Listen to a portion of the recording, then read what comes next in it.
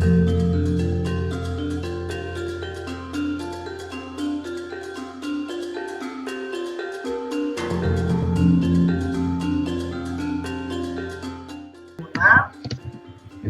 boa tarde a todos, boa tarde a todas. Bem-vindos a mais um debate do CEDEM. Nosso tema de hoje é focado no livro da professora Tânia, Do Folclore à Militância, a canção latino-americana do século XX. É um debate que pretende abordar a relação entre música, cultura, militância e sociedade. Como eu disse, esse debate tem por base o livro homônimo da professora Tânia da Costa Garcia, nossa colega aqui da Faculdade de Ciências Humanas e Sociais do campus de Franca, da Unesp.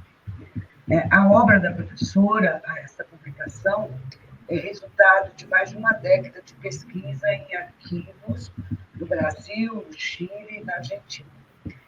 A professora Tânia analisou, no caso do Chile e da Argentina, a música folclórica com origem no campo, se estabelecendo como um símbolo da identidade nacional. A autora também identificou a expansão do movimento da canção militante na América Espanhola para o Brasil na segunda metade do século XX.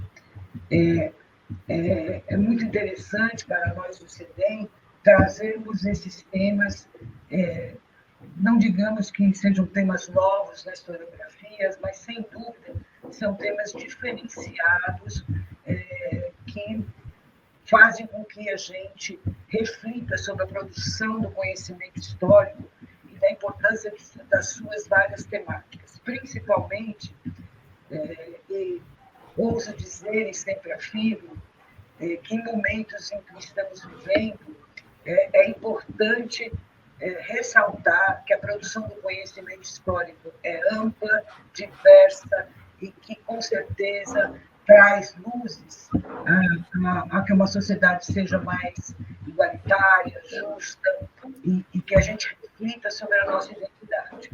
Então, é um prazer muito grande a gente receber a professora Tânia e a professora Mariana, para trazer novos temas, novas abordagens, novas questões na área da produção do conhecimento histórico. A professora doutora Tânia de Costa Garcia, ela é livre-docente, como eu já disse, em História da América, é professora do Departamento de História da Unesp e do curso de pós-graduação aqui na nossa universidade, no campus de Franca. Ela coordena o grupo de pesquisa História e Música, filiado ao CNPq, autora dos livros Do Folclore à Militância, a canção latino-americana do século XX, e do IT Verde e Amarelo de Carmen Miranda, lançado pela Ana Blumen, pela FAPESP, em 2005. Entre tantos outros livros e artigos, trabalhos publicados no Brasil e no exterior. A nossa outra colega de debate, a professora doutora Mariana Oliveira Arantes, é professora da Universidade de Brasília, da UNB, e da Universidade Federal do ABC. É doutora, mestre e pós-doutora em História pela Unesp, aqui pela nossa universidade também. Pesquisadora visitante da Temple University, vinculada ao Departamento de Sociologia do College of Liberal Arts, na Filadélfia, Estados Unidos. Atua em vários estudos interdisciplinares, envolvendo as relações entre história, artes e política no período contemporâneo. Portanto, a gente tem, com as nossas duas convidadas, a perspectiva de um excelente evento, de um debate com temas bastante pertinentes com relação à história, à arte e à política no nosso país. A professora Tânia pode começar e logo depois a professora Mariana. Bem-vindas, um grande abraço e bom debate. Muito obrigada, Solange, obrigada pelo espaço aberto no CEDEM. É uma honra estar podendo participar dessa experiência. Já estive aí, mas como debatedora outras vezes. e agora apresentando esse livro, que é resultado, como a Solange já apresentou, de um longo trabalho de pesquisas, de resultados parciais de pesquisa, agora reunidos neste trabalho, vou fazer uma pequena propaganda aqui, publicado pela editora Letra e Voz, neste ano, e disponível para ser adquirido pela internet. Essa minha pesquisa, ela tem início com o silêncio, com o silêncio, que é justamente a impossibilidade de escuta, de audição do repertório do cancioneiro popular latino-americano no Brasil. Então, por que não se escuta, não se ouve, não se fala da música argentina, da música chilena no Brasil? Então, esta foi o meu ponto de partida, e um dos primeiros trabalhos meus nessa área de música latino-americana foi justamente investigar o cancioneiro que se podia, nas rádios, nos discos, um pouco do cancioneiro latino-americano que se podia escutar aqui. E aí, quando a gente vai trabalhar com isso, a gente percebe que o único momento em que esse cancioneiro realmente fica disponível, que ele adquire visibilidade para uma audiência nacional, é justamente na década de 60, no período da ditadura. A partir daí, você vai localizar alguns grupos, que talvez alguns que estejam aqui nos assistindo possam conhecer, como o Tarancón, como o Raízes de América, que foram grupos brasileiros, que foram se disponibilizaram a pesquisar essa música latino-americana e, a partir daí, trouxeram esses repertórios para o seu trabalho e, em regra, repertórios muito grande parte deles ligado ao cancioneiro ou, podemos especificar melhor, a chamada nova canção chilena, que foi, então, representada por grupos como Inti Illimani, Quilapayún, muito do repertório da Violeta Parra, do Vítor Jara. Então, esse cancioneiro migra para o Brasil na década de 70. E por que acontece isso na década de 70? Justamente porque na década de 70 você tem a ditadura militar e um certo refluxo, podemos chamar assim, da chamada música popular brasileira, MPB, já podemos colocar a MPB. Refluxo em que sentido? Em função da censura.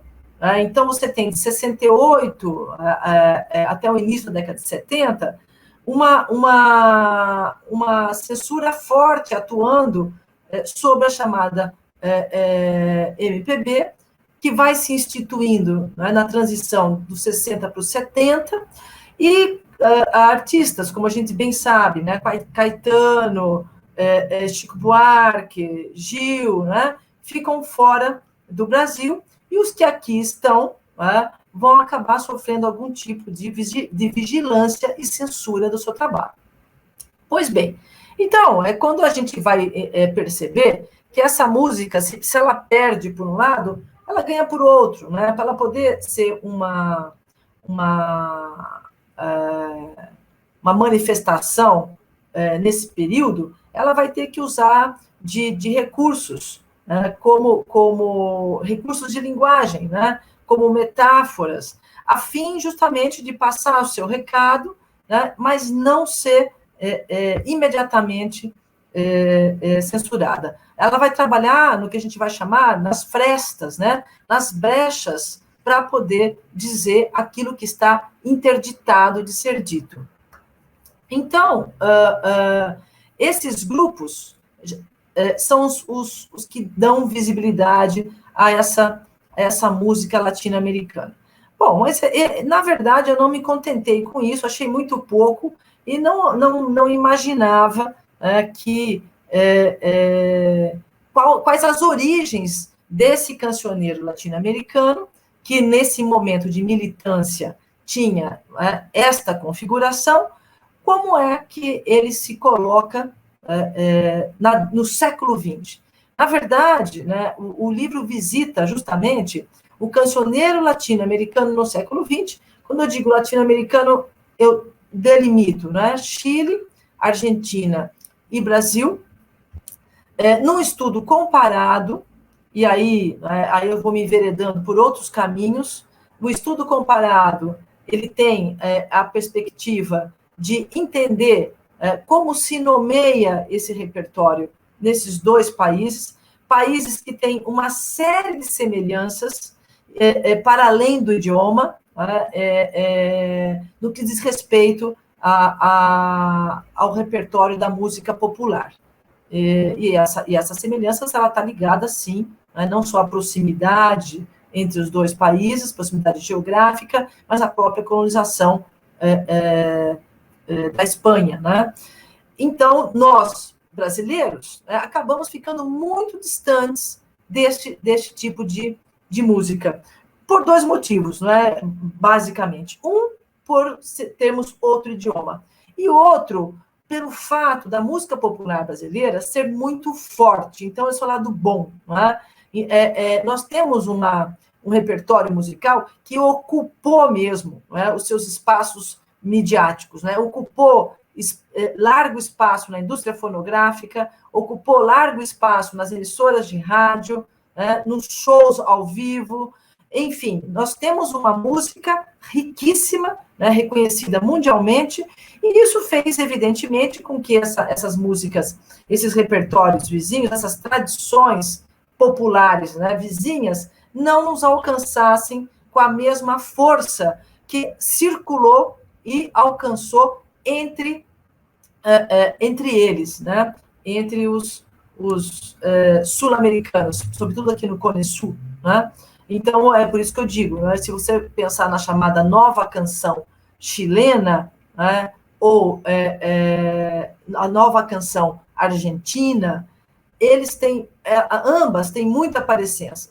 Uma das parecenças que eles têm é pensar que ambos se reportam aos seus fundadores, vamos dizer assim, né, que seria duas personagens muito importantes desse processo da chamada nova canção, entendendo a nova canção como uma canção de protesto, como uma canção militante, que se constitui na década de 60. Quais são esses dois grandes personagens, né, que inspiradores desses repertórios? A Violeta Parra, no Chile, né, e o Atahualpa Yupanqui, né, na Argentina. Então, são dois cancionistas muito importantes que estão situados aí na década de 50, desde a década de 40, na verdade, meados de 40 já, a Violeta, né, passando pela década de 50 e constituindo, então, um tipo de canção folclórica, tanto no Chile como na Argentina, que vai destoar de uma tradição folclórica existente nesses dois países. E aí a gente vai entrar numa questão um pouco mais complexa, né? O que é que se chama, o que é que se denomina cancioneiro folclórico na Argentina e no Chile?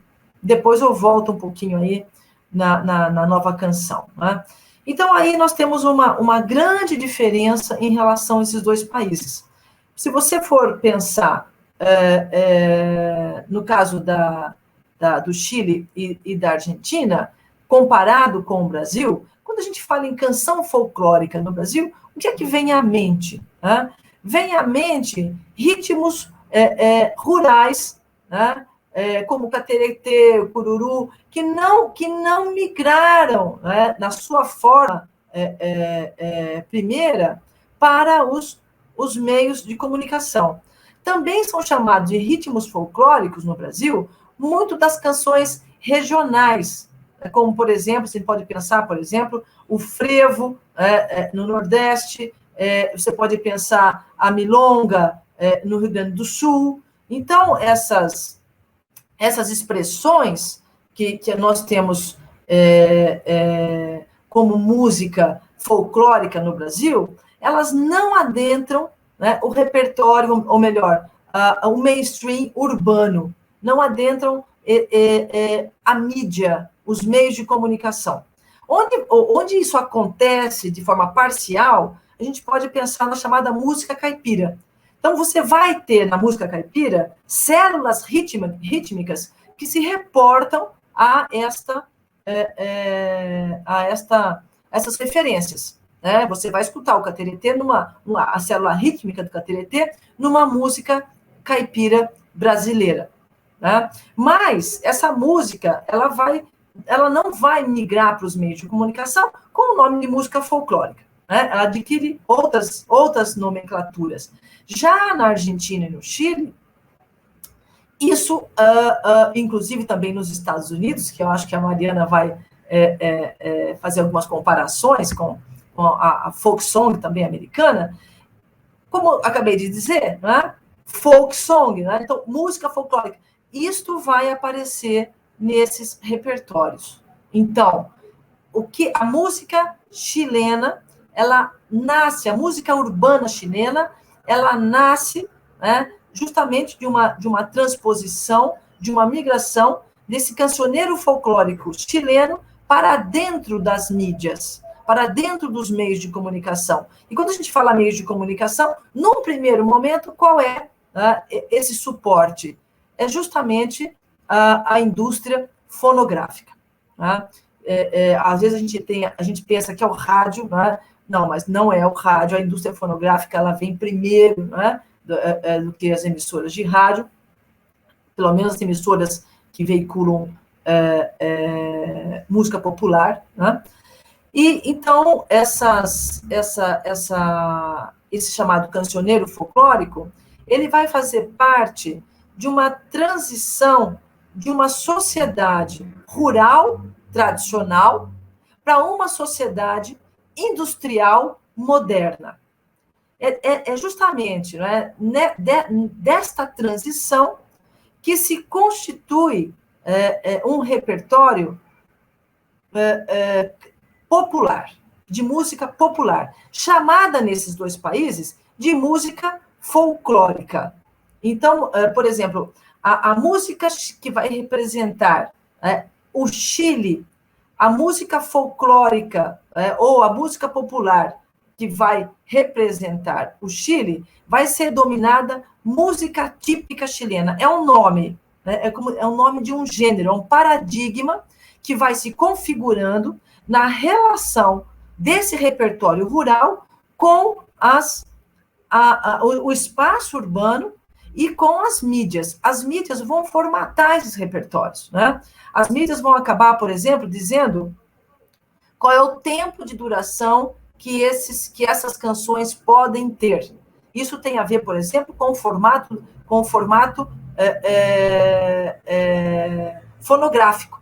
Né? O fonograma tem um tempo determinado de duração. Então, é preciso que aquela canção, né, que era cantada livremente, né, ao vivo, inclusive contando com muita improvisação, ela passa a ser gravada em estúdio, tendo que respeitar esses espaços de tempo, né, e também se adequando muito a esse ouvinte urbano.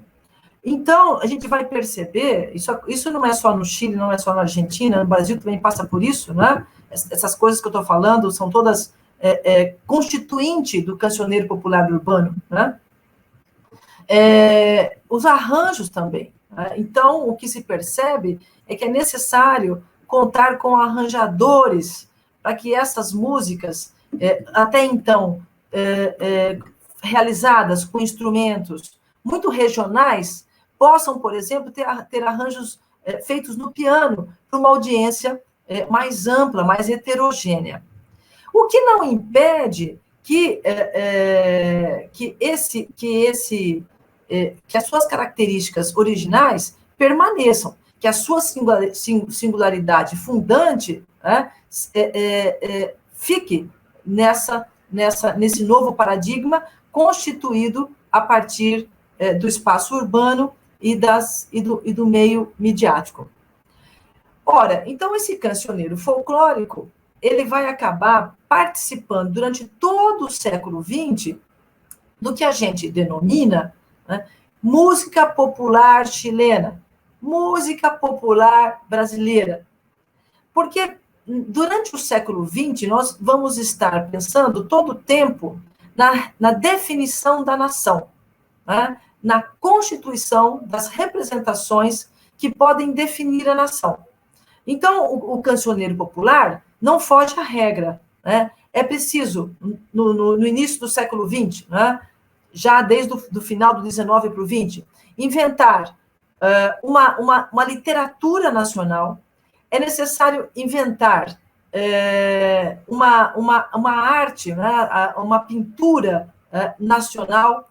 É necessário inventar uma música erudita nacional no primeiro momento, e parte da música erudita, como se sabe também, vai ser muito alimentada pelos folclores, né, por essa música folclórica. Um outro aspecto importante dessa chamada música folclórica é entender que, de um modo geral, a América Latina também tem como paradigma fundador das representações do nacional a ideia de mestiçagem. Então, a mestiçagem, ela pode ser pensada como uma representação folclórica. Em que sentido?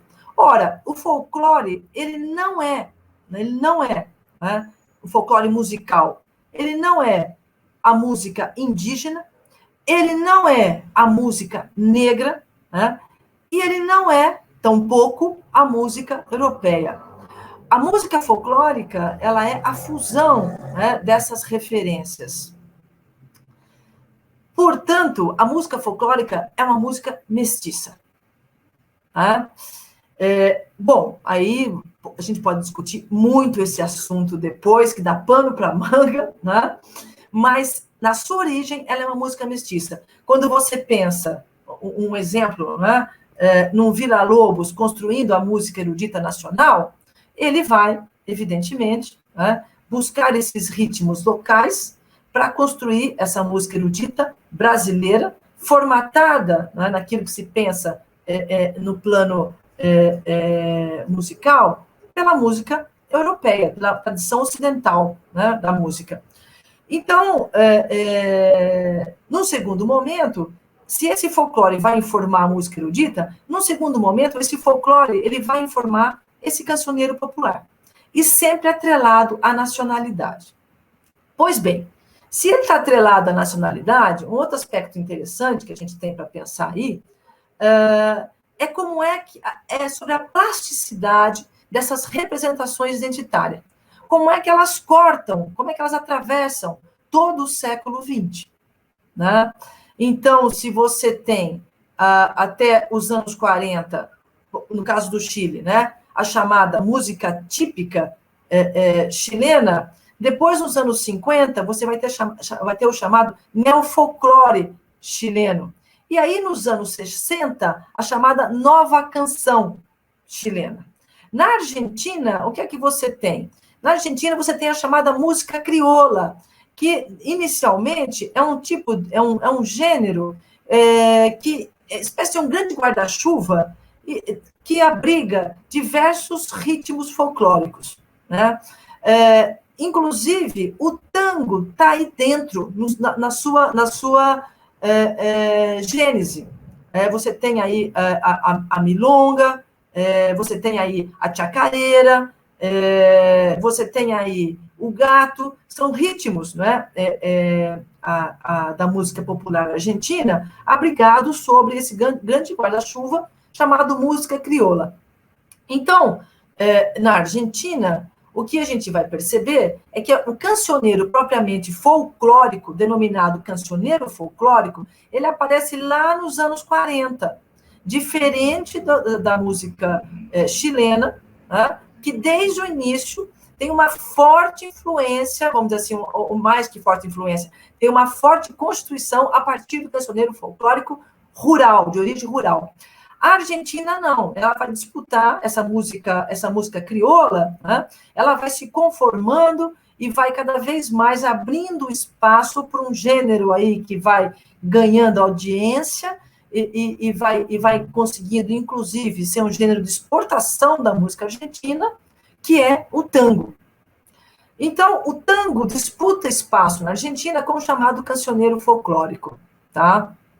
Por isso que nós vamos ter que esperar aí até o governo de Perón para que essa música do interior da Argentina ganhe mais força e migre definitivamente para os espaços urbanos e conquiste esse ouvinte da cidade. Então, isso vai acontecer justamente no governo do Perón, que não por acaso é um governo populista, né, que vai trabalhar dentro do registro da política de massas e, a fim de incorporar, ampliar os segmentos que legitimam o seu poder, ele vai trazer as representações desses grupos do interior da Argentina para o centro do país, para o centro de poder, para o centro econômico do país, que é Buenos Aires. Ora, qual o interesse dele em fazer isso? Não é por acaso, né, que nós temos aí, isso também é uma característica do Cone Sul, né, grandes fluxos migratórios, década de 30, década de 40 e década de 50. Aliás, mais do que Cone Sul, podemos falar em toda a América Latina, e se pegarmos Hobsbawm, podemos falar também na Europa. É na década de 50 que a ocupação do território deixa de ser, na sua maioria, rural, para populações predominantemente urbanas. Então, a fim de cooptar, a fim de produzir identificações desses setores rurais do interior da Argentina, não propriamente rurais, do interior da Argentina, que estavam migrando para os grandes centros, Perón vai acabar incentivando o cancioneiro folclórico. Então, isso nos lembra também a política populista do Vargas, né, em reconhecer o samba. Então, aí, música folclórica urbana, como querem alguns. Né? Claro que é uma grande questão aí, porque toda música folclórica tem que ser genuinamente rural. Mário de Andrade, né, vai construir as suas premissas em cima dessa ideia. Mas, de qualquer forma, existe, sim, toda uma disputa para que o samba também seja considerado música folclórica no Brasil, pelos chamados, pelos estudiosos, pelos jornalistas, sobretudo, que são os grandes memorialistas, né, os grandes, os primeiros historiadores da música popular brasileira, em denominar o samba de música folclórica. Então, o que nós vamos percebendo é que a política também está ligada à canção, né, ou à música em geral. Isto é, existe uma disponibilidade das políticas culturais em também abraçar essas manifestações populares na construção dessas identidades nacionais que se configuram e se reconfiguram de acordo com suas demandas políticas, de acordo com as novas demandas sociais, de acordo, né, com uma urbanização que vai se intensificando, se tornando mais complexa e mudando totalmente, né, o cenário político. Então, essas são características desta música que vai se configurando como canção popular nesses três países. Daí, então, pensar na nova canção. Então, a nova canção, nos anos 60, ela aparece na Argentina, aparece no Chile e tem a sua versão no Brasil. Né? Nós temos um manifesto do cancioneiro argentino em 1963 e temos o manifesto do CPC, né, se não me engano, em 62, no Brasil. O manifesto do CPC, né, o Centro Popular de Cultura, que vai ter à frente da área musical Carlos Lira, ele não é estritamente focado na canção. O manifesto do CPC fala da arte em geral, né, como muitos devem conhecer. Mas o manifesto do Novo Cancioneiro na Argentina, como o próprio nome diz, né, ele está preocupado com a canção popular. E aí é interessante pensar que enquanto acontece o cancioneiro, o novo cancioneiro na Argentina, o novo cancioneiro, a nova canção no Chile, acontece a canção de protesto ou a chamada bossa nova nacionalista no Brasil. Então, se Argentina e Chile vão, neste momento, se reportar a figuras como Violeta Parra, né, como Atahualpa Yupanqui, eles estão preocupados em renovar esse repertório musical, né, atrelado a essa canção folclórica que acabou se constituindo, né, como uma música popular urbana, e muito atrelada à política, e muito formatada também pelas mídias comunicacionais. Porque a gente não pode esquecer, por exemplo, que há dois grandes selos fonográficos, como a RCA Victors e a Odeon, eles vão investir muito nessa música nacional. Essa música nacional, popular nacional, não existiria sem esses dois selos. Por quê? Porque são esses selos, duas majors, né, multinacionais, que se dispõem a construir esses repertórios nacionais. A fim de quê? A fim de ter um produto para ser vendido em todo o território, né, do Chile, em todo o território da Argentina. E é claro que no caso da Argentina e do Chile, você tem a possibilidade de uma circulação muito grande. É incrível como eles circulam. Você tem grupos do Chile que vão tocar em rádios na Argentina e vice-versa.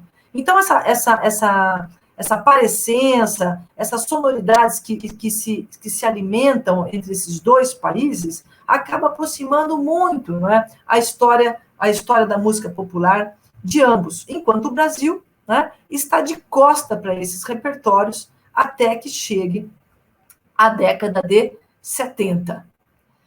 Essa nova canção no Chile, ela vai estar muito ligada à história da Violeta Parra.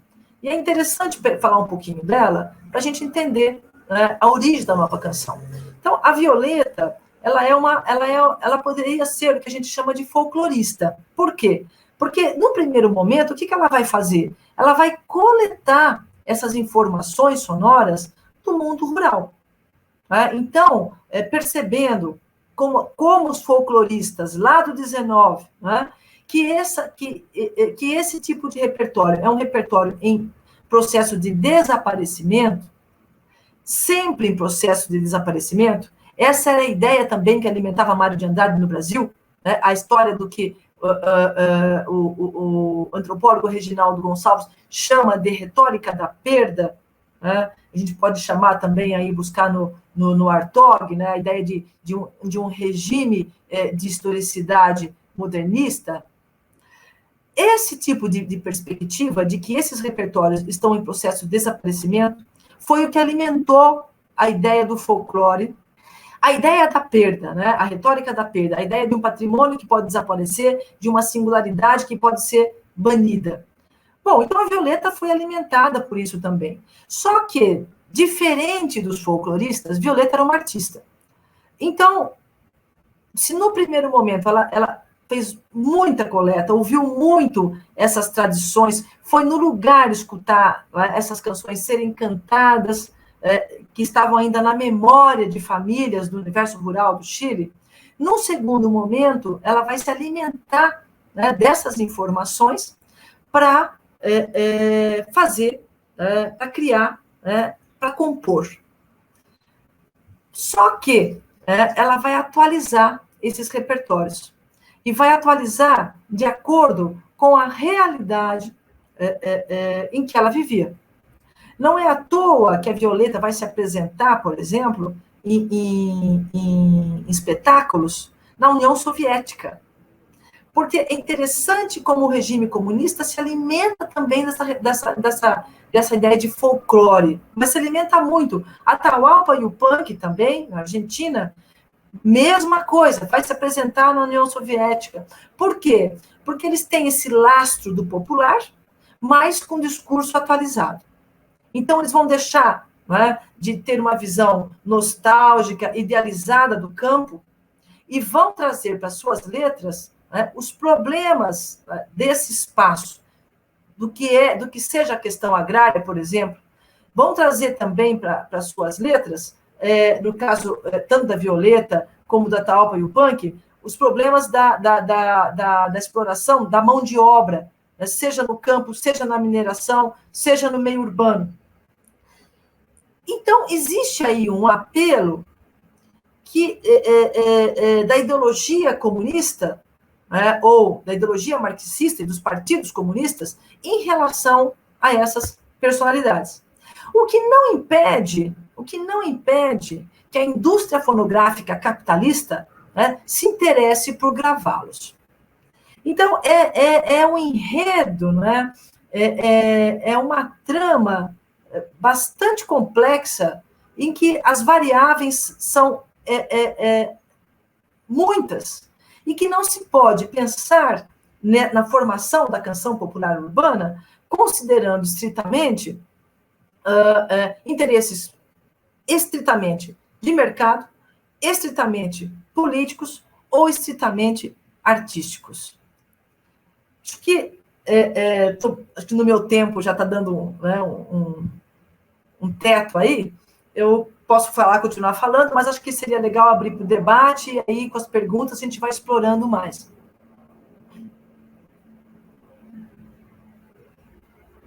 Ótimo, professora Tânia.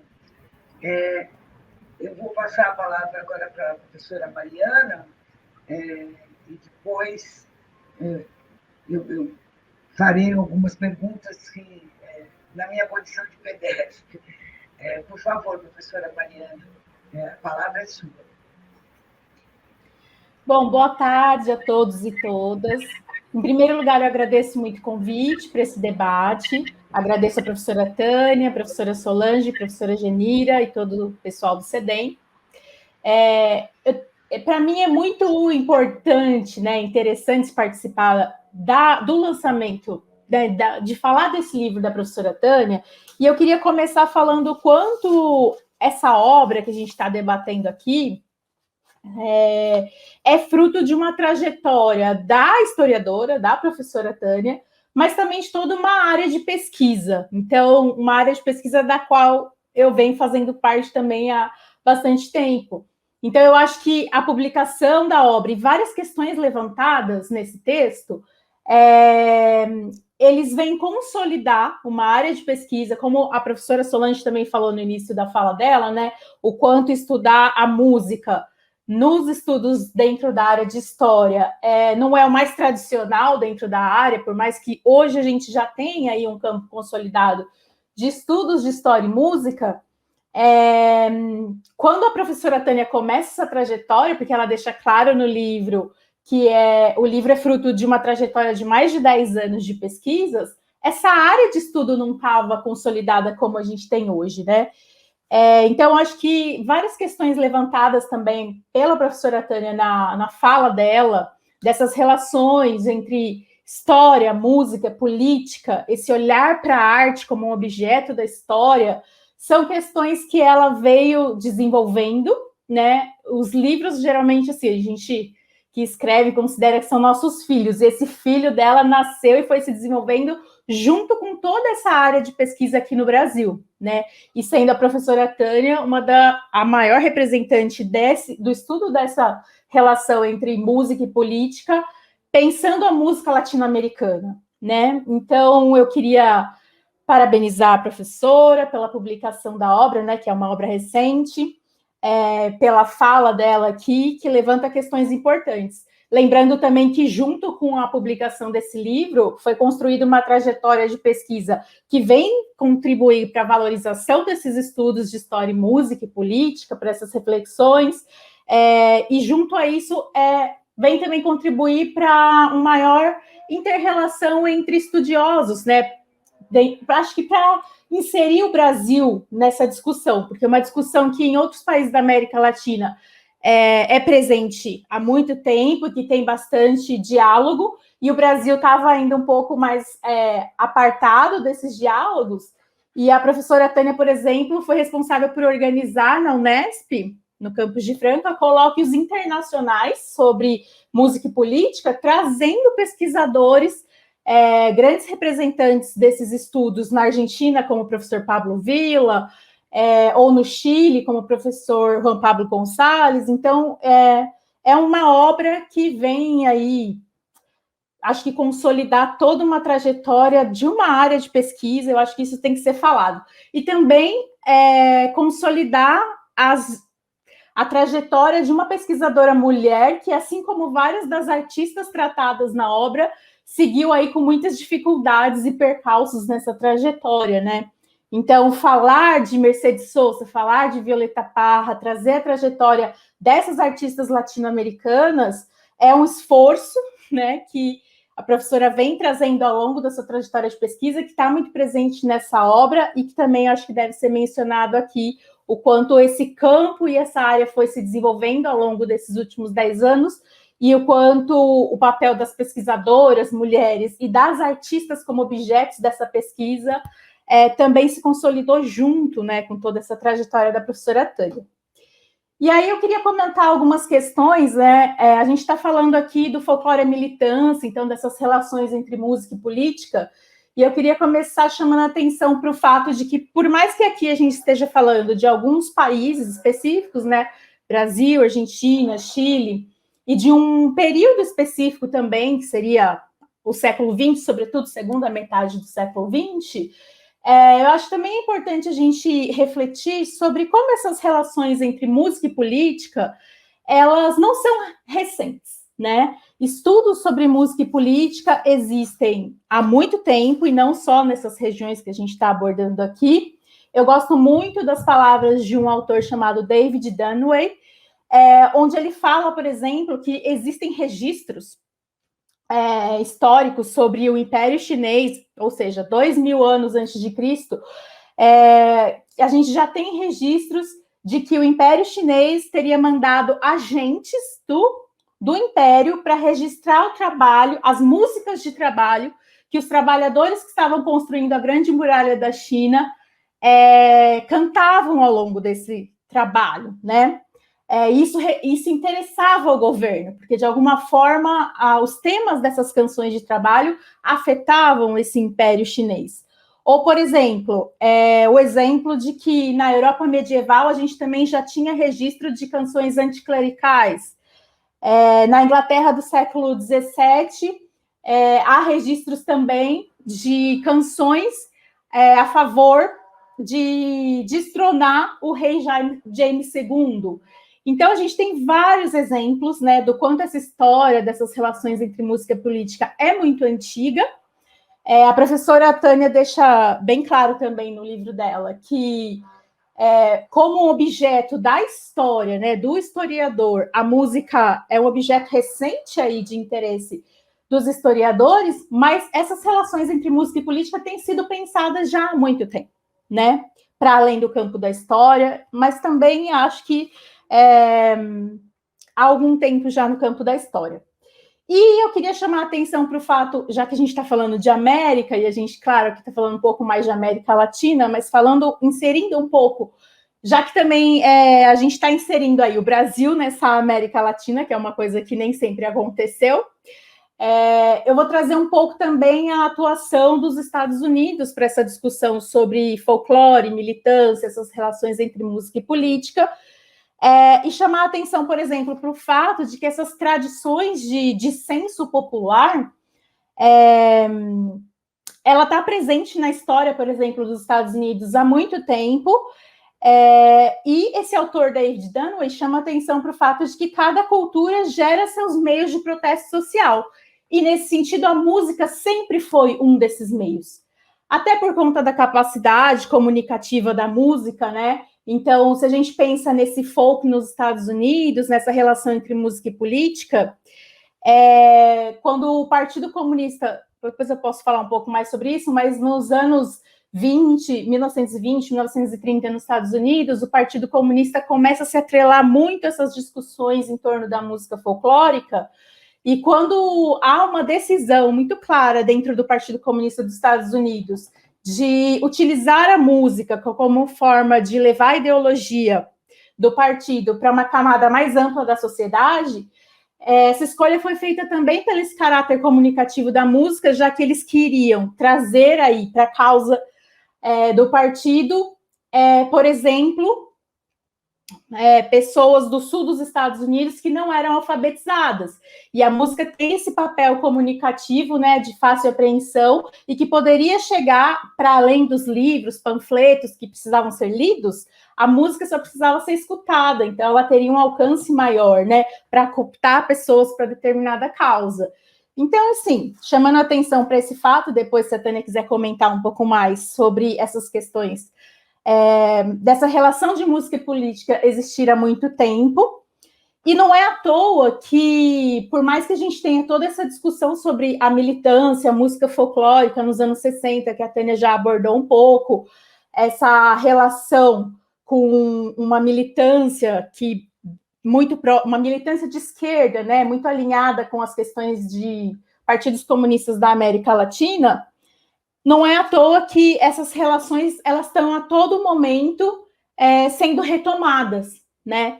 No caso dos Estados Unidos, isso fica muito claro, porque a partir da Segunda Guerra, esse repertório de folk song ele vai ser denominado de folk song revival, ou seja, um renascimento dessa música, o que é interessante para nós pesquisadores, porque facilita as análises no sentido de definir que isso que estava sendo feito nos anos 60 é diferente do que foi feito na primeira metade do século XX.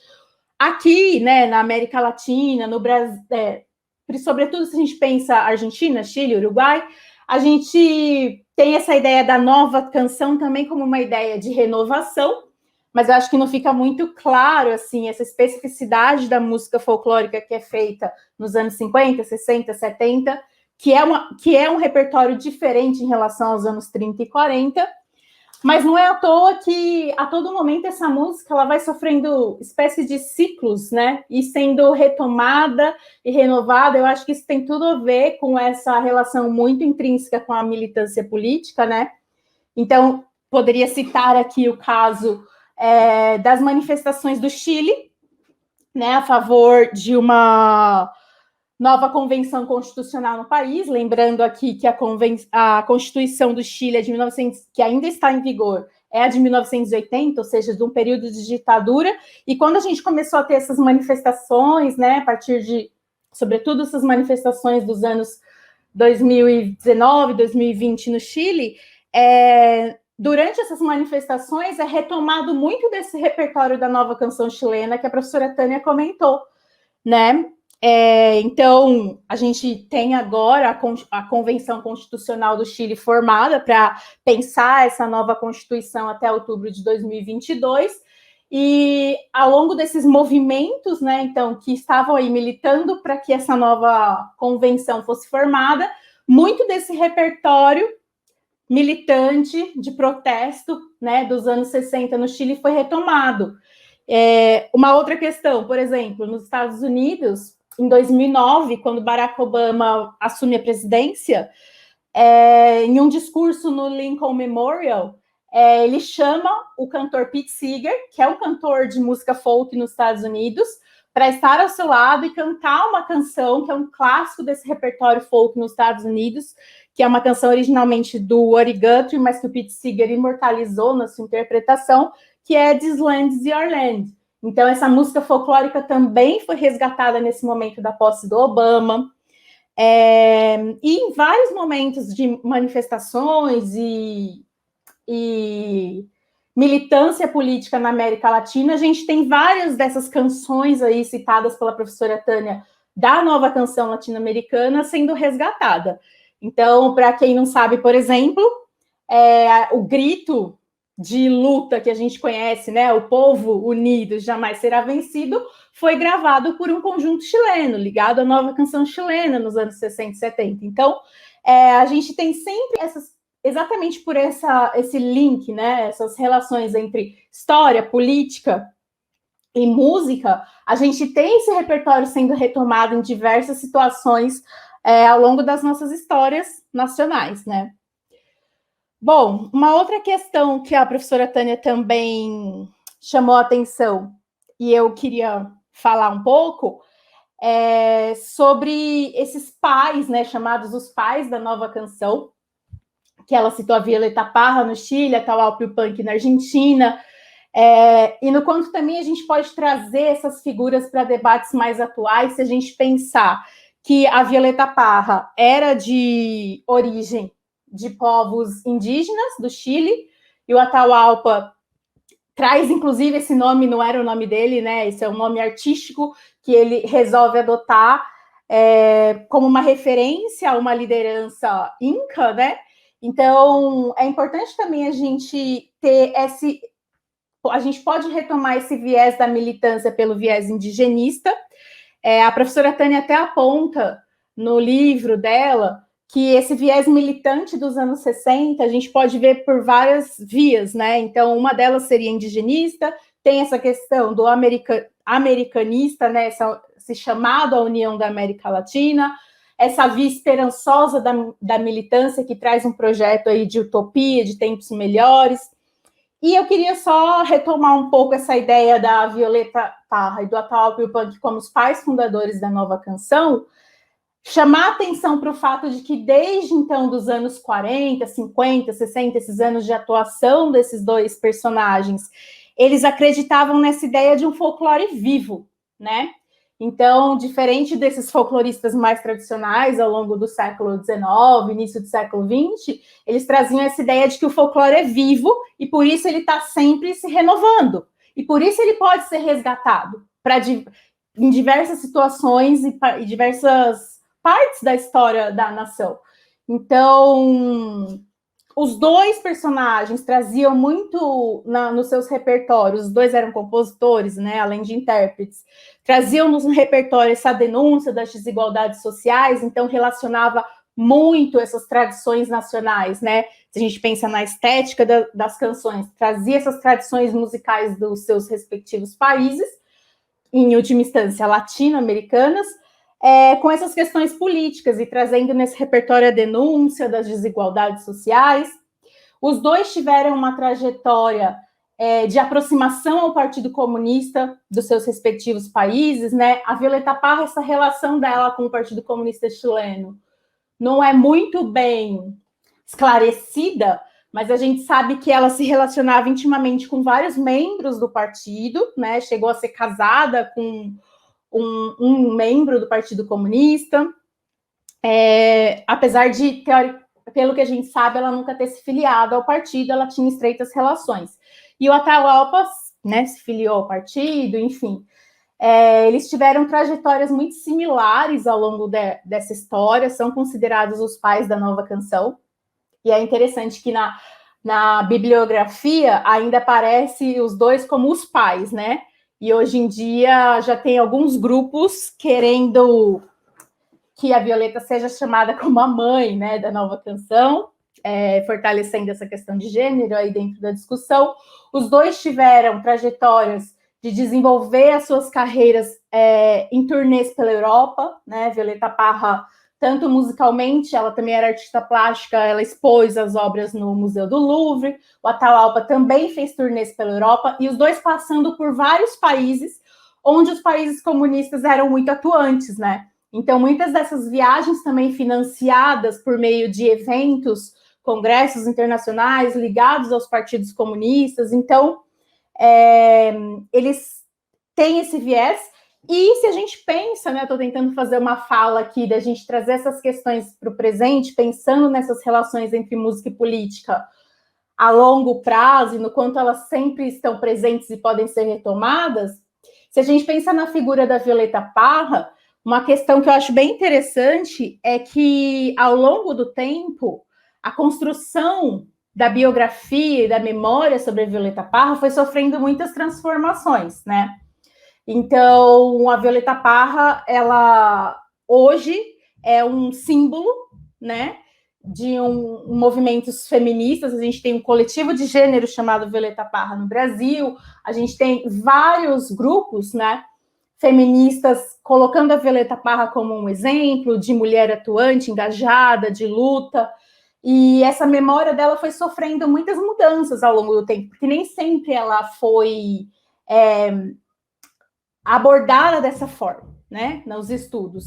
E em relação ao Atahualpa Yupanqui, essa é uma pergunta que eu deixo para a Tânia, para ela comentar um pouco sobre se a gente teve essa construção da memória, se a memória da Atahualpa passa por fases dentro da história da Argentina, porque isso aconteceu no Chile, né? E a gente tem esse revival também da figura da Violeta Parra muito forte, assim como está acontecendo com a imagem da Frida Kahlo, né, de várias outras mulheres sendo resgatadas como símbolos de lutas feministas, e esse era um aspecto da vida da Violeta que nem era abordado lá, na época da Nova Canção, ou mesmo quando a Violeta estava atuando dentro do Chile. Então fica isso como uma pergunta, professora Tânia, se ela pudesse comentar um pouco sobre essa construção da memória desses personagens importantes, sobretudo aqui pensando no Atahualpa.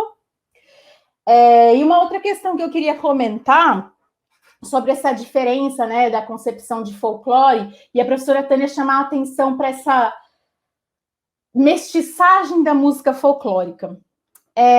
Bem, eu estudei muito essa música folclórica nos Estados Unidos ao longo do século XX, né, e é interessante perceber como lá nos Estados Unidos também, eu nunca tinha parado, assim, não aparece numa bibliografia sobre música folclórica dos Estados Unidos esse termo da mestiçagem. Talvez alguns autores tragam um pouco da ideia de uma música híbrida, mas mestiça, não. Mas pensando aqui, né, enquanto a professora falava, eu estava refletindo que esse termo, folk song nos Estados Unidos, é um termo muito amplo e mal definido nos estudos sobre esse repertório nos Estados Unidos. Então, as pessoas escrevem livros sobre vários gêneros musicais, blues, country, spirituals, baladas, e tudo isso é chamado de folk, né? Então, a gente não tem folk como um gênero, como às vezes acontece. As pessoas usam muito folclore, música folclórica como um gênero no Brasil, apesar de também não ser necessariamente um gênero. Mas esse termo folk song engloba, então, nos Estados Unidos, muitos gêneros, e gêneros que são de tradições culturais e musicais muito distintas. Então, dentro do termo folk song, a gente tem canções da tradição das work songs, né, do sul dos Estados Unidos, do blues, dos spirituals, do country. Aí a gente tem as baladas, né, trazidas aí com os grupos de imigrantes que compõem essa população dos Estados Unidos, então baladas da tradição irlandesa, inglesa, escocesa, a gente tem vários repertórios que compõem esse termo folk song. Então, quando a professora fala que a música folclórica é essa música mestiça, porque ela integra várias tradições diferentes, isso traz muitas questões para a gente pensar, né? Porque quando a gente pensa nessa música folclórica dos Estados Unidos, é muito complexo falar de música folclórica, porque se a gente olhar para a história do blues, a gente vai ter questões envolvidas aí, dentro da história do blues, que são muito diferentes das questões envolvidas no desenvolvimento do country, por exemplo, né? E nos Estados Unidos, essa questão das etnias, enfim, é muito marcada, essa questão do norte e do sul do país, as diferenças são muito marcadas. Então, se é diferente pensar em folclore, música folclórica, no Brasil e em alguns países da América Latina, e aqui falando, né, é claro que no livro da professora Tânia, ela foca suas pesquisas mais no caso do Chile e da Argentina, mas ela também aborda em outros trabalhos o quanto essa nova canção e essas tendências que a gente está falando aqui, desse folclore à militância, acontecem em outros países como Uruguai, Peru, enfim. Quando a gente pensa nos Estados Unidos, a gente vai ter também outras questões para pensar, talvez, nessa mestiçagem da música folclórica, que são diferentes das daqui também, mas que estão constantemente conversando, né? E nesse sentido, chamando a atenção para uma outra questão sobre esses diálogos nas Américas em relação desse tema do folclore e a militância, é que a própria professora Tânia no livro fala, né, que essa música folclórica nas Américas se desenvolveu, sobretudo essa música militante, depois da Segunda Guerra, se desenvolveu com uma forte conotação de resistência ao imperialismo dos Estados Unidos. Então, é muito presente na nova canção chilena, no novo cancioneiro argentino, essa referência aos Estados Unidos, né, como os Yankees, os inimigos, né, imperialistas. E é interessante a gente pensar que essa tendência militante da música folclórica também se desenvolveu nos Estados Unidos. Então, quando esses músicos falavam dessa resistência ao imperialismo dos Estados Unidos, ao mesmo tempo que isso acontecia, a gente tem os cantores de folk dos Estados Unidos, os compositores como Pete Seeger, Woody Guthrie, desenvolvendo um repertório ligado também a essas questões, ligado à música folclórica, muito militante. E militante também em causas ligadas aos partidos comunistas, à esquerda, à ideologia marxista. Então, a gente tem um grupo de músicos ligados ao folk nos Estados Unidos que estavam desenvolvendo, ao longo do século XX, questões muito similares, ideologicamente falando, em relação a esses grupos da nova canção, por exemplo, na América Latina, né? Então, é interessante pensar como essa história, então, da música folclórica e da militância ao longo do século XX, ela é marcada por várias diferenças, sim, questões que são mais locais, mas que a gente pode tranquilamente trazer o tema do transnacional, como a professora Tânia traz na obra dela, né? Do quanto também a gente pode falar dessa canção folclórica nas Américas, inclusive inserindo os Estados Unidos nessa discussão. E nessa discussão da militância política de esquerda, porque o que é o Pete Seeger, né, atuando nos Estados Unidos, intimamente vinculado aí com o Partido Comunista também, enfim, e vários outros músicos, não só ele.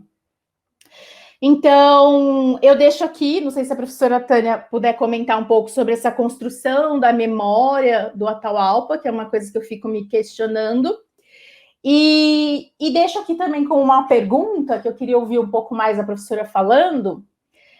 No livro ela traz a força de personagens, né, dentro desses repertórios folclóricos, de personagens que foram aí selecionados, escolhidos como representantes da nação, como o caso do Gaucho na Argentina, e aí eu fico pensando na figura do cowboy nos Estados Unidos, do quanto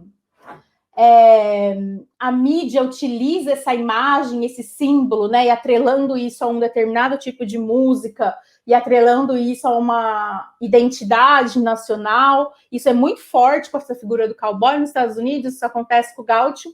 E eu queria saber da professora se ela conseguiria falar se há essa força dessa imagem símbolo também, no caso do Brasil e do Chile. Eu fiquei pensando aqui, claro, a gente tem a figura do Huaço ligado à música típica no Chile, que é uma figura que a professora apresenta bastante na obra, mas eu acho que, até onde eu sei, que no Chile a gente não tem esse envolvimento, por exemplo, do cinema e da indústria cultural, de maneira geral, fortalecendo muito essa imagem. E o que a gente poderia pensar sobre esses personagens no caso do Brasil? Então, deixei aqui algumas perguntas, se a professora Tânia quiser comentar. Obrigada, gente. Bom, muito obrigada, Mariana. Aliás, agradecer a sua disponibilidade em participar do debate, poder te ouvir. A Mariana faz parte dessa minha longa trajetória, né? Foi minha aluna de graduação, orientando a iniciação científica, orientando de mestrado, doutorado, pós-doc. Eu diria que foi uma das minhas primeiras, né, seguidoras, podemos chamar assim, né, discípulas, formadoras dentro dessa perspectiva de trabalhar com música e história, né? E foi muito corajosa também em abraçar esse tipo de pesquisa, ainda muito pouco valorizado no Brasil. É interessante, eu não falei sobre isso, mas eu vou pedir aqui um parênteses, né? como a gente tem dificuldade. Mas se bem que um dia eu estava numa palestra, né, também online, e entrou uma pesquisadora, não lembro se ela era uruguaia ou colombiana, não me lembro agora, mas ela fez um comentário interessante. Ela comentou justamente o quanto, né, é difícil esse tipo de proposta de pesquisa conquistar espaço. E é mesmo. Se você fala assim, bom, o que dá a música que dá Ibope? Duas coisas que dão Ibope na música, rock, né, e samba. Aí você saiu desse tipo de repertório, aí você já cria confusão. Aí você já começa a pedir para ser ouvido. E isso é ainda muito, muito, muito complicado, né, dentro dos estudos acadêmicos na área de história. É interessante como você acaba sendo mal compreendido. É como se a música não fosse assunto de política, é como se a música não fosse assunto de economia, é como se a música não fosse assunto de sociedade. É inacreditável, né, o grau de distanciamento e de ignorância, né, das pessoas em geral em relação à arte. Isso é um problema mesmo, né, de educação, isso é um problema do distanciamento da educação, da educação básica, da música. Então, você não tem música ensinado para criança, você não tem música ensinada para adolescente. Quem ensina música, né, são os meios de comunicação. É claro que daí muita gente faz um caminho muito particular e às vezes de muito sucesso em termos de informação ou de seguir um instrumento, etc., né? Mas fica na autonomia de cada um.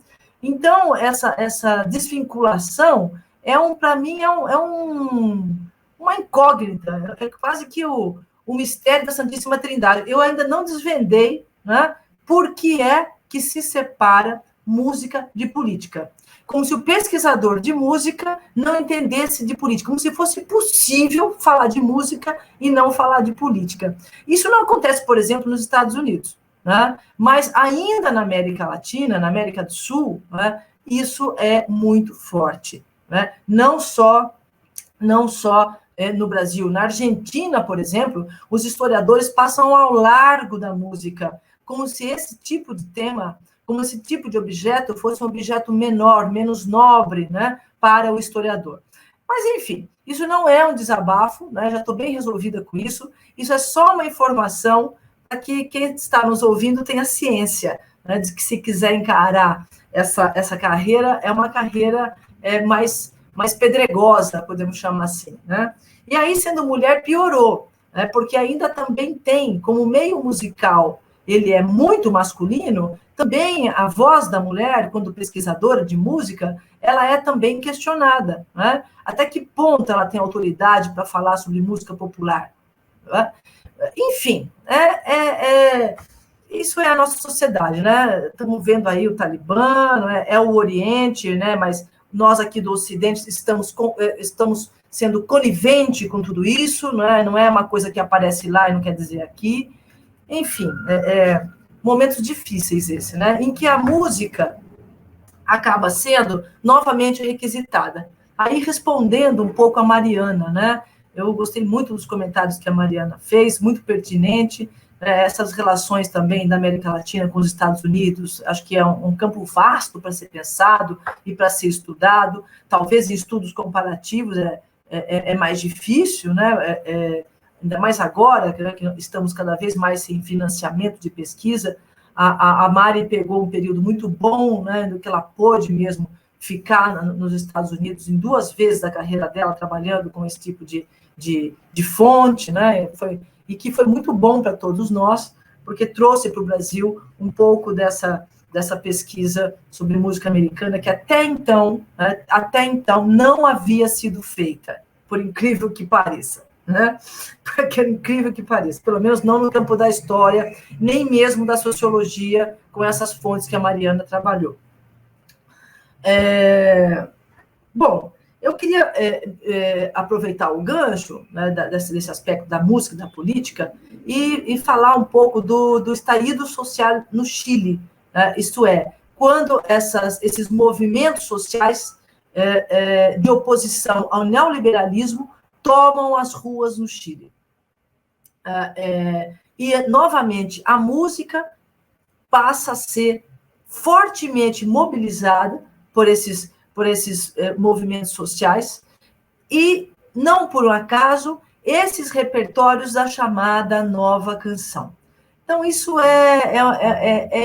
de falar, eu fico emocionada, não é? E aí, vale bem pensar como a música é portadora de afetos e de emoções. Como ela nos reporta a personagens, as circunstâncias, a memória, e a partir desse link que a música faz com essas referências, isso tudo nos reporta a lugares, a pessoas e a situações históricas. Então, não é por acaso que essa música novamente aparece nesses movimentos de rua no Chile.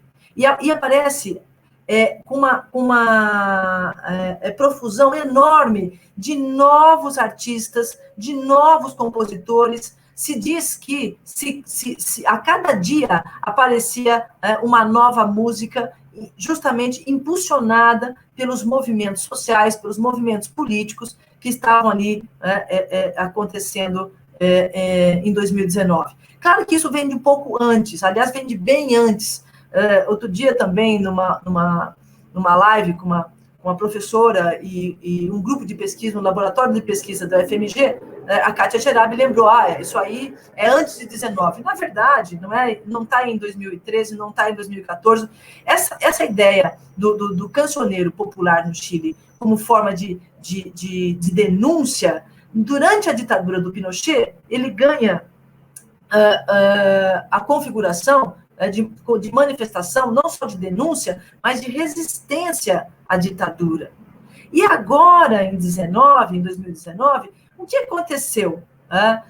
Como a Mariana bem lembrou, né? Esse grito emblemático, o povo unido jamais será vencido, isso está lá no Quilapayún, no Inti-Illimani, né? Que são esses grupos do chamado novo cancioneiro, da nova canção chilena, que se constitui aí na década de 60 para 70, e que vai, inclusive, esses dois grupos, né, eles vão participar fortemente da campanha política do Allende no Chile.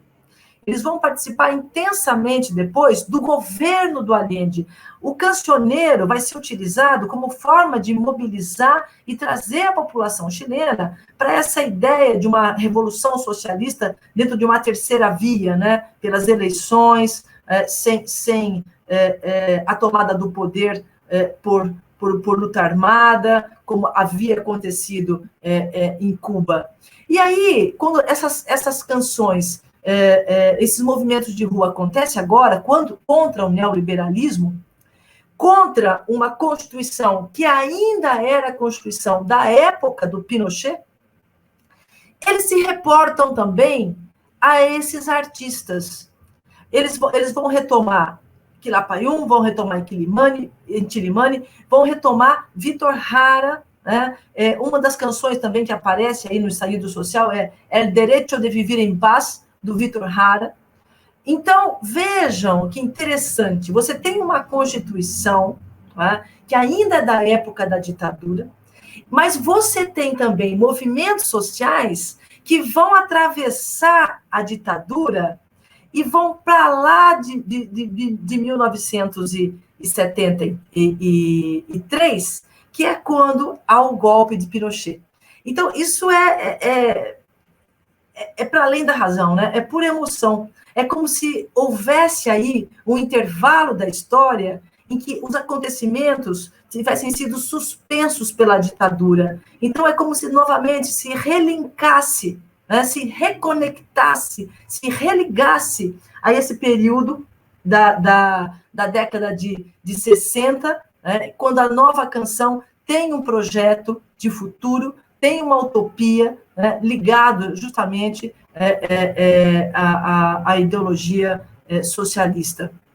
Então, retomar esse cancioneiro é retomar uma memória né, é retomar um período da história em que é necessário fazer com que essa história que foi apagada, que foi suspensa, seja novamente retomada por esses movimentos sociais. Então, pela música, você pode fazer essa leitura que eu estou fazendo, né? Isso não está no meu livro, isso é uma leitura minha agora aqui, refletindo, né, sobre esses movimentos no Chile. Então, vejam o quão política, né, e o quão interessante é lançar a mão da música como objeto e fonte de pesquisa. É riquíssimo. Hoje eu tenho aluno de iniciação científica trabalhando com esse tema. Vamos ver se vai para frente, se vinga, né? A gente planta a sementinha lá, mas nem sempre a coisa anda. Ainda, né, outra questão interessante, que eu acho que vale a pena desdobrar do que a Mariana falou, diz respeito à ideia de folclore como mestiçagem, né, que é uma questão hoje muito polêmica. Eu acabei de escrever um capítulo de um livro organizado pela professora Maria Lígia Prado, justamente sobre esse assunto, né, chamado Mestiçagem como Utopia de Nação, pensando justamente nisso. Só que eu trabalho com samba, eu não trabalho com tema de música latino-americana, mas pensando justamente nisso. Como é que essa música folclórica foi pensada como música mestiça? E por isso o folclore vai ser atacado, né, muitas vezes atacado, como alguma coisa, como a Mariana colocou um pouco aí, né, como alguma coisa engessada no tempo, museificada, né, justamente porque essa era a intenção dos folcloristas lá atrás, né? Era trazer alguma coisa que pudesse ser emblemática, representativa e ser justamente fixada. E, na verdade, essa música folclórica que vai para as mídias, ela jamais será fixada, embora todo o tempo esses artistas reivindiquem um pertencimento à tradição. Isso também é muito interessante também, né? O que vem a ser tradição? Por que é tão importante pertencer à tradição, na medida em que eles, ao mesmo tempo, estão se afastando cada vez mais dessa tradição, mas reivindicam, né, esse pertencimento. Então, por exemplo, quando você pega o Novo Cancioneiro, a Nova Canção no Chile, e você tem esses grupos, né, Quilapayún, Inti-Illimani, não por acaso, novamente, você aparece aí nomes indígenas. E aparece com toda força, né, uma música andina. Então, não é o indígena propriamente, ele não tá voltado, ele vai... Um dos dois, não me lembro agora se o Quilapayún e o Inti-Illimani vão, inclusive, ter discos dedicados à música indígena. Vão fazer referência em seus repertórios, né, a essa tradição indígena chilena. Mas, nesse momento da Nova Canção, não está em pauta índios mapuches, por exemplo. Não é isso que está em pauta. Está em pauta essa América andina, né, encontro de culturas indígenas que vão ser retomadas nesses cancioneiros, sobretudo a partir dos instrumentos, dos timbres. Né? Então, você vai ter a zamponha, você vai ter o bombolequeiro, você vai ter o charango. Então, você vai ter um tipo de instrumento que, hora que começa uma música da nova canção, seja argentina ou seja chilena, rapidamente se identifica, né, que pertence ao Novo Cancioneiro.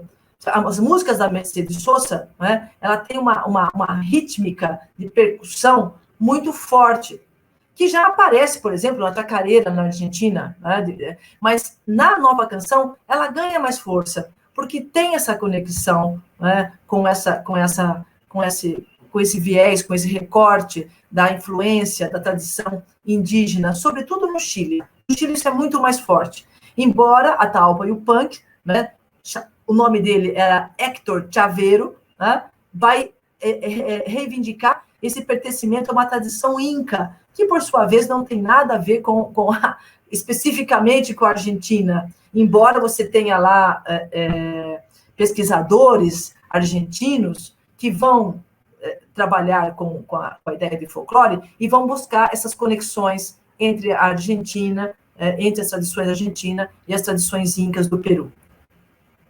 Pois bem, então, a nova canção, como eu coloquei, ela vai se reportar essa tradição indígena. Esses grupos vão chegar a gravar, como eu coloquei para vocês, long plays voltados para músicas especificamente de tradição indígena, e aí vão gravar nos idiomas indígenas, etc. Isso tem. Mas isso nunca foi pesquisado. Isso é tema novo que está aparecendo agora, né? O Juan Pablo Gonçalves, no Chile, já está trabalhando bastante com isso. Os pesquisadores mais das novas gerações também estão trabalhando.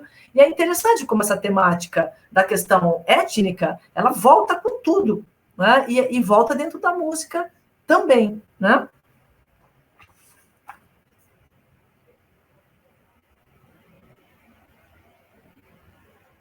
E sobre a memória, né, que é a outra questão que a Mari colocou, e depois acho que a gente podia abrir um pouquinho também para o público em geral, né?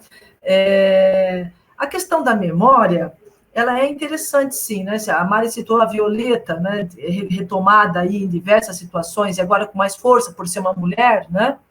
E deve mesmo, né, ser estudada assim, porque é um olhar novo, né, para a obra dela, né? Avaliando a complexidade do feminino nesse universo, né?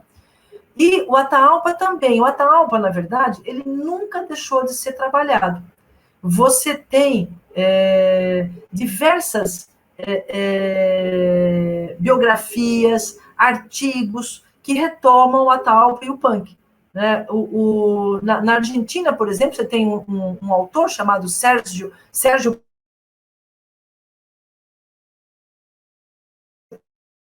lá no Ataálpa e o punk, vai fazer uma biografia sobre a Ataálpa e o punk, acho que é uma das últimas biografias sobre a Ataálpa e o punk, é do Sérgio Purrol.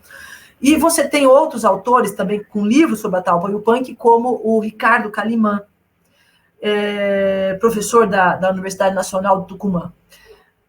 Terra, por sinal, da Mercedes Sosa. Então, esses grandes nomes, né, eles não saem de cena, né, e permitem muitas releituras. Então, acho que, respondendo a Mari, acho que é um pouco isso, e podemos aí abrir para algumas questões que eu estou vendo aqui no chat.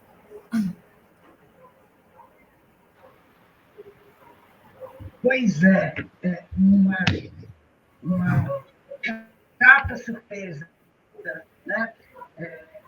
O debate de hoje. Como eu disse no início, e vocês bem reforçaram, não é que sejam novos objetos, são objetos que necessariamente uma sociedade tem que estudar para que a sua história seja construída. Né? E a música é um objeto que, infelizmente, os historiadores brasileiros ainda, como disse bem a professora Tânia, ainda existem a essa produção, talvez explique mesmo vários problemas que a gente vive enquanto um país dependente, e um país que não dá, sem falando no chavão, dá valor à preservação da sua memória. Eu acho bem interessante que eu acho que a maioria das pessoas, o senso comum, né, tem certeza de que a música é um objeto muito forte na construção da identidade nacional de um país, de um povo. Né? Então, os estudos históricos que contextualizem essa questão devem interessar muito, né? Necessariamente deveriam interessar muito. E eu, depois da fala de vocês duas, se vocês me permitem, eu fiquei aqui pensando, me desculpem a pergunta de pedestre, mas eu fiquei pensando por que é que no nosso país, porque me interessa, né, enquanto cidadã, enquanto profissional da área de memória, por que é que nesse país existe essa descontinuidade, a fala de vocês, o que vocês nos apresentaram, a gente consegue ver a ideia do processo histórico. Por exemplo, né, escutar nas ruas do Chile a canção de Vitor Jara estava ali, né? Fazia parte naturalmente. Eu me pergunto por que é que a gente, em 2016, nas ruas, ou mesmo agora, a gente não resgata essas canções. A maioria das pessoas que eu conheço tem vergonha de sair cantando Caminhando. Para não dizer que falei de Flores de Vandré, né? Que era uma música símbolo de 68, 70. Por que tem essa descontinuidade? Por que existe essa descontinuidade? Parece que no campo musical a gente tem samba. Por que a canção folclórica não se construiu, não se articulou historicamente? Por que ela não é um folclore vivo, é um folclore morto? Né? Por que essa articulação não se deu? Você também fala desse conceito maravilhoso da questão da mestiçagem. Por que tudo isso não se construiu? Eu fiquei com uma impressão que, em termos de música e de processo de construção da música como identidade, é descontinuado, é quebrado. Fiquei com uma impressão de que, por exemplo, aquela canção folclórica que você diz, do campo, ela necessariamente, de propósito, foi apagada, né? De propósito, ela foi esquecida. Por que é que, nesse país, a marca de se esquecer é tão forte? Né? Não sei nem se eu estou perguntando ou se eu estou fazendo uma divagação do que eu senti da fala de vocês duas. Né? A gente tem aqui algumas questões que vocês já viram, né? Eu vou só relatar, né? Só vou dizer. Perguntam aqui se, quando o capitalismo se interessa pelos cancioneiros, ele sofre alguma modificação. Por exemplo, se os cancioneiros se transformam em mercadoria, né? Da professora Maria Ribeiro. Também tem uma outra pergunta sobre a música folclórica como base da música de resistência. Tem relação com a capilaridade do cancioneiro popular? E, por último, a Márcia parabeniza vocês duas pela clareza admirável da exposição do tema, que repõe essa indagação com relação ao vazio existente quando se pensa Brasil e América Latina, talvez o vazio que eu estava sentindo também, com relação à latinidade como um elemento comum, formação em língua, além de outros aspectos. Então, para a gente dar seguimento aqui à nossa última parte de respostas, eu gostaria que vocês fizessem alguns comentários sobre essas colocações dos nossos participantes. Por favor.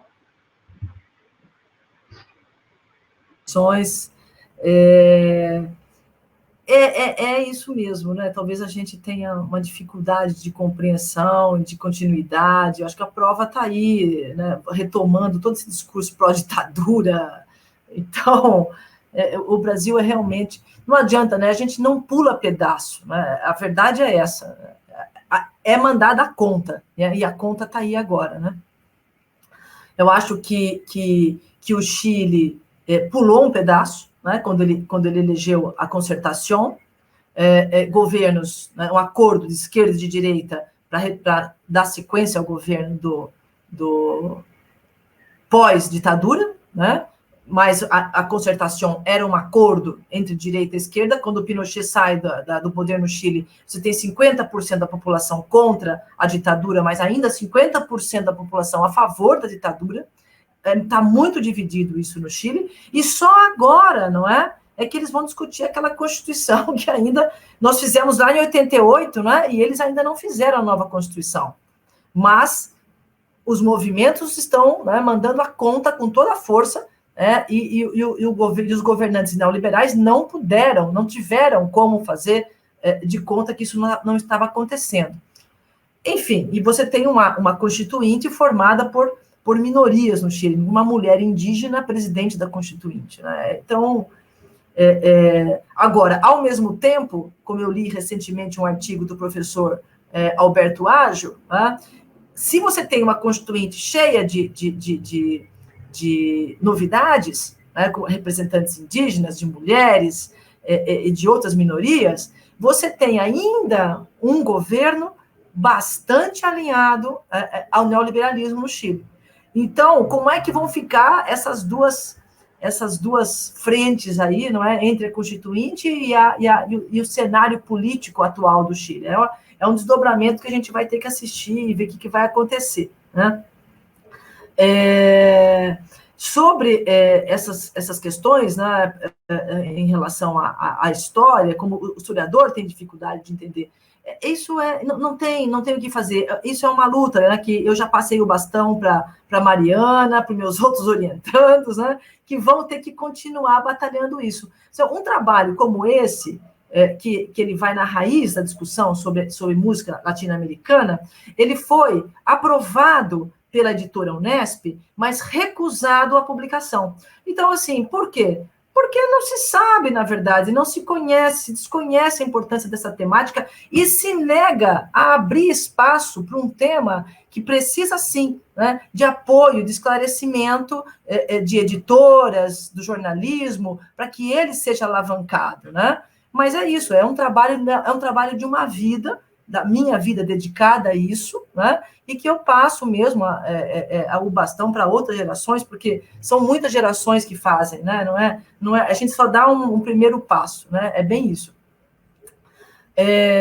Sobre o seu comentário a respeito dessa música do campo brasileira, eu diria o seguinte, que você tem uma música caipira, né?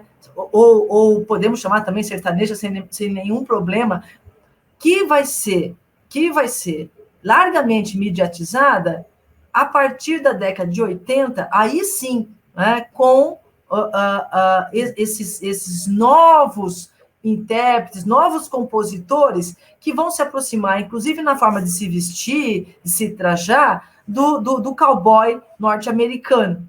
Né? E já começa até lá em 70 com o próprio esse aí agora que está defendendo o Bolsonaro, o Sérgio Reis, né? Já aparece com ele vestido de cowboy e outras duplas caipiras até antes também, também já colocando o chapéu de cowboy. Então, o Brasil, diferente do Chile e da Argentina, nós temos uma abertura para a cultura americana, para o bem e para o mal, né? Que é uma coisa de louco. Então, a gente se parece muito mesmo com os Estados Unidos, né? No tamanho do território, no tamanho da nossa diversidade étnica, né? E, ao mesmo tempo, nessa mimetização, né, da cultura estadunidense. Então, você tem aqui no Brasil Central, na região de Goiás, né, o mesmo interior paulista, como Ribeirão Preto, um pedacinho do Texas, podemos chamar assim, né? Então, o que aconteceu com essa música caipira é que ela não teve espaço, na verdade, para ser uma representante da nacionalidade. Ela tem espaço, sim, na indústria fonográfica, né? E esse espaço ele vai se ampliando cada vez mais.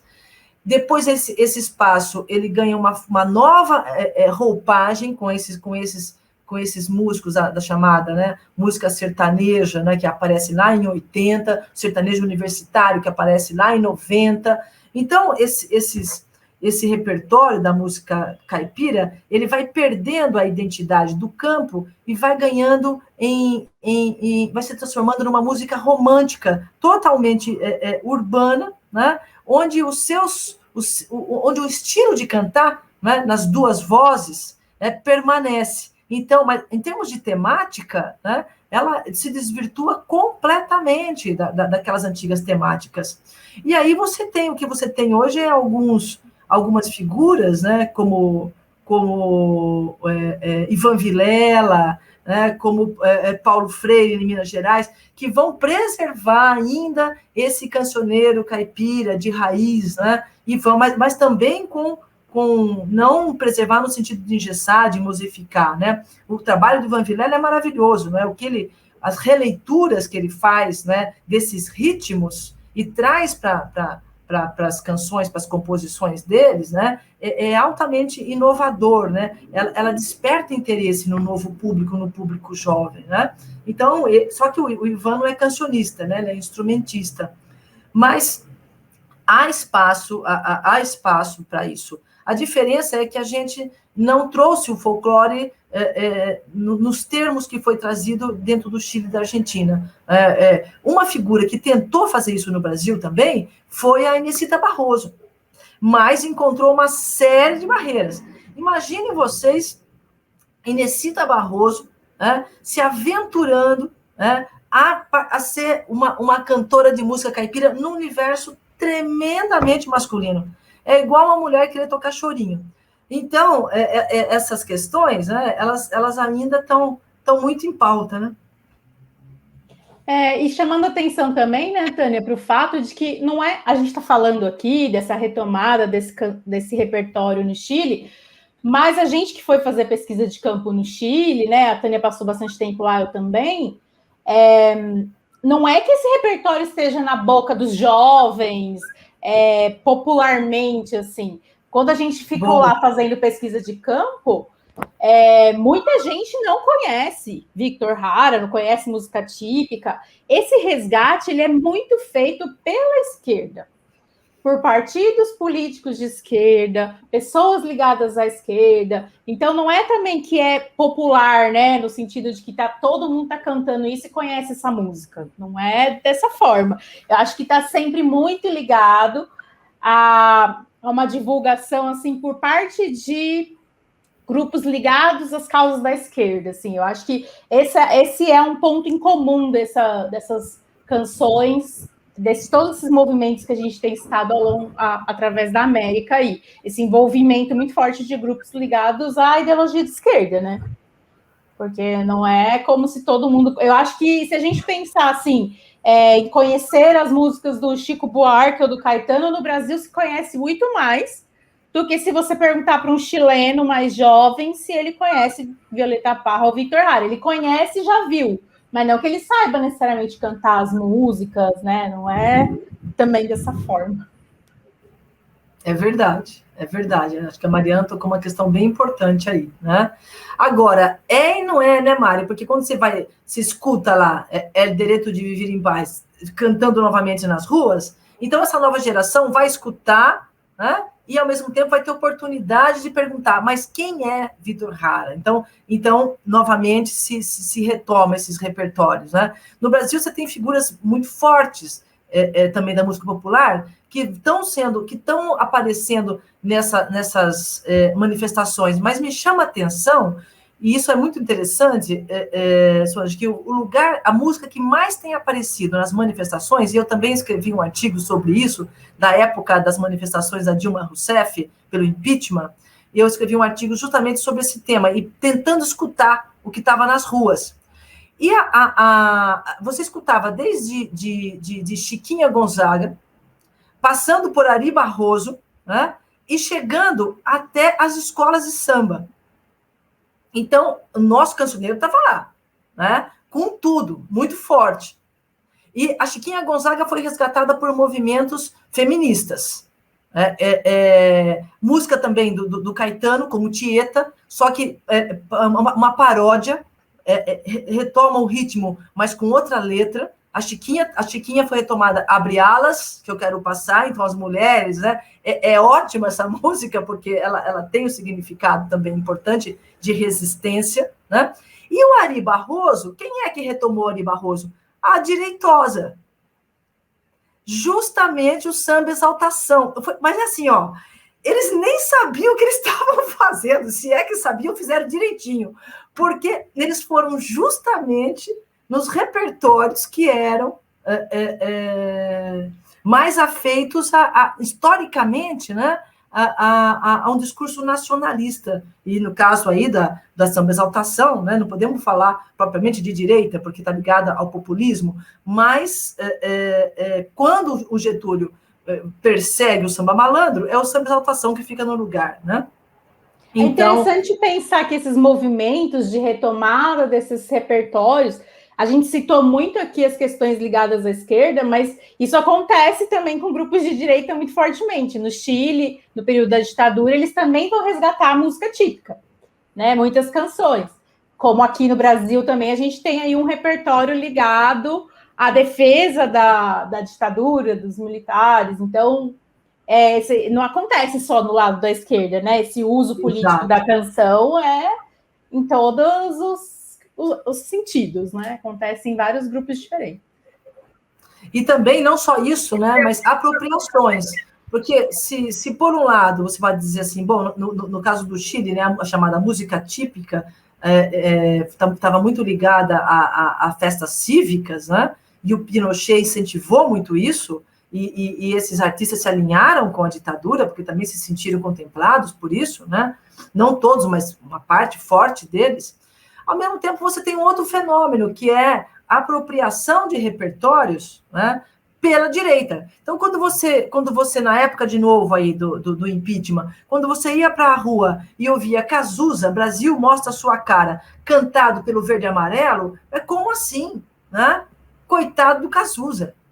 Acho que não era bem isso que ele estava dizendo. Mas a música também permite reapropriações, né? E ressignificações. Tem tudo isso. Eu acho que podia responder um pouquinho aqui do pessoal, né, das perguntas que foram apresentadas. A Maria Ribeiro do Vale fala sobre essa questão, né? Quando o capitalismo se interessa pelos cancioneiros, ele sofre alguma modificação? Por exemplo, ele se transforma em mercadoria? Pois é, do meu ponto de vista, depois acho que a Mari pode comentar também, tudo é mercadoria, mesmo a música de esquerda, né? A gente não trabalha com essa perspectiva. Então, a música deixou de ser mercadoria quando ela saiu do reduto de origem. Se ela vai usar dos suportes midiáticos, ela já é produto, ela já é mercadoria. Mas, de qualquer maneira, né, as concessões sempre podem existir ou não. No caso da nova canção, se você pegar, por exemplo, os LPs da Mercedes Sosa, né, que são muitos, e o LP já está muito ligada a um período bastante forte de atuação de um mercado de consumo na América Latina disposto a comprar o long play, né, que sempre foi um produto caro para nós, mas de venda larga aí, esses artistas, eles negociam e precisam negociar, mas muito com autoria, né? Então, as concessões são muito, muito pequenas. Não há uma imposição do que vai ser gravado no sentido de desvirtuar a obra. O tanto que, se você escuta a obra desses artistas, elas são muito integrais, né? Elas são muito coerentes. Então, não existe uma mudança. Você não tem dois períodos da Mercedes, né? Ela sempre foi alinhada no mesmo pensamento. E isso a indústria fonográfica respeitou, né? Reproduziu. Acho que isso vale, por exemplo, também para um artista como Chico Buarque no Brasil, para ficar mais claro. Então, acho que não dá para separar, né? A história da canção, ela é a história da mercadoria também. Ela, desde sempre, né? Ela é uma mercadoria. E a cultura de massa, a gente não pode também, né, pensar na cultura de massa como uma cultura desvirtuada, como uma cultura degenerada. Também é um discurso purista, né? E acho que vale a pena a gente abrir a cabeça, pensar que o século XX é o século da cultura de massa, né? E ela vai ser trabalhada pela esquerda, pela direita, e ela é como nós nos representamos hoje, né? Eu acho que tem uma questão mais do que ligada a ideologias, a questões técnicas. Então, ao longo do século XX, a gente teve transformações técnicas na indústria fonográfica que demandaram mudanças também técnicas aí dentro do repertório. né? Por exemplo, com o desenvolvimento de novos suportes musicais, a gente tem outras possibilidades de registro. Então, existem transformações ligadas à técnica, que aconteceram ao longo do século XX e ainda acontecem, né? Mas nesse sentido é interessante pensar, né, que, por exemplo, a Violeta Parra, o Victor Hara estavam lá cantando contra o imperialismo, gravando em multinacionais, em grandes empresas, né? Então gravaram pela Odeon, pela Victor. Então, a gente tem um mercado paralelo aí que se desenvolve. Por exemplo, a gente teve algumas gravadoras pequenas, independentes, que se focaram em gravar música folclórica, ou focaram em gravar música de determinadas etnias. Nos Estados Unidos a gente tem as Race Records, né? Então a gente tem isso, mas de maneira geral, mesmo essas gravadoras, elas também vendem o produto, elas também vendem o disco, e como a Tânia falou, isso faz parte da história da canção, sobretudo no século XX. Mas a gente tem modificações ligadas à técnica, que são interessantes de pensar, assim, mas aí é uma questão do desenvolvimento da técnica que gera novas demandas de registro, né? E que modifica o repertório, de alguma forma. Eu acho que às vezes a gente superestima as mídias. Outro dia também, agora as lives da vida, né?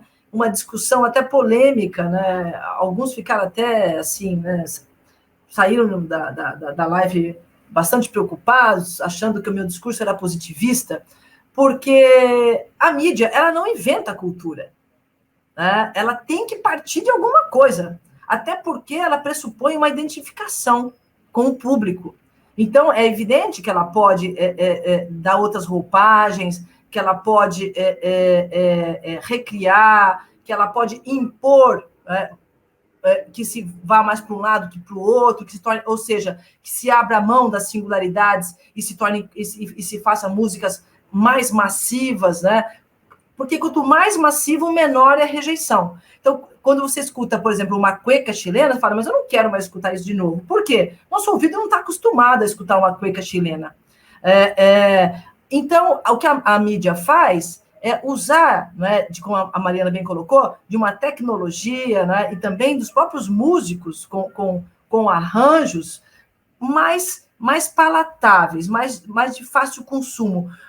Isso pode ser pensado, por exemplo, na história da música do cancioneiro popular estadunidense, isso fica muito claro, né? Cole Porter é um compositor, né, massivo nos Estados Unidos, né, que usou de formatos musicais absolutamente repetitivos, né, e que acabavam aquela música que cola, né? Mas quem é que vai falar mal de Cole Porter, né? É maravilhoso. Então, essas questões na música dá para a gente perceber bem.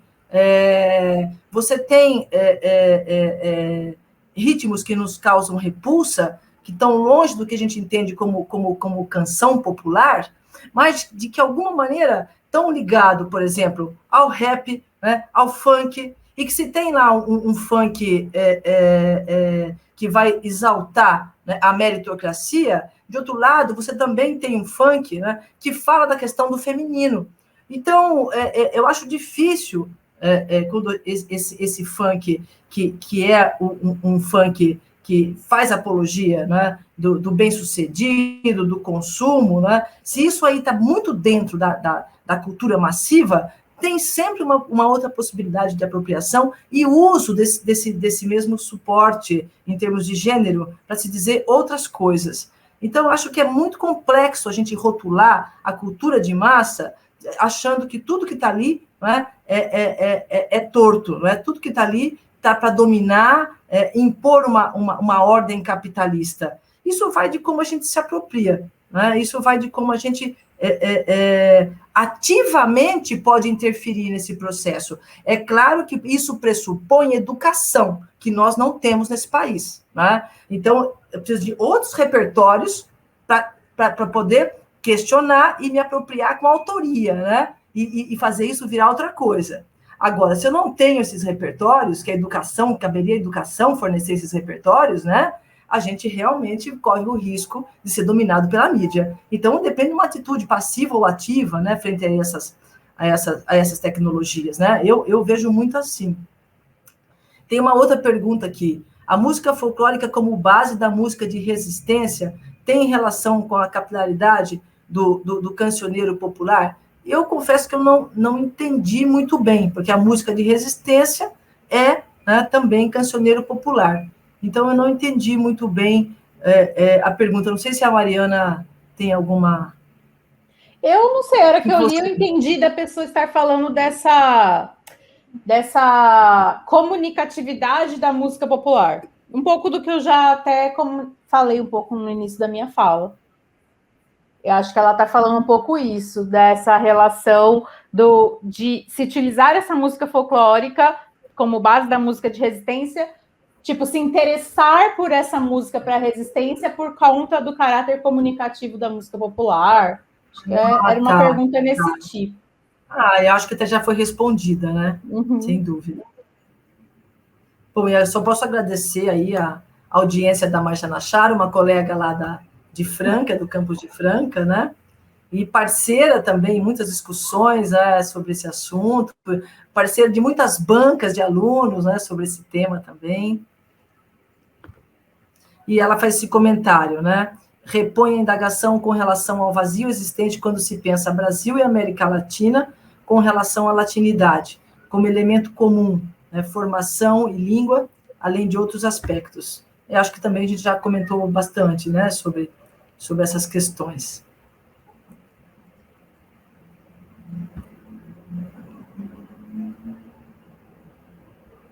Acho que está sem voz. Não. Eu queria agradecer a vocês duas, a quem está nos acompanhando.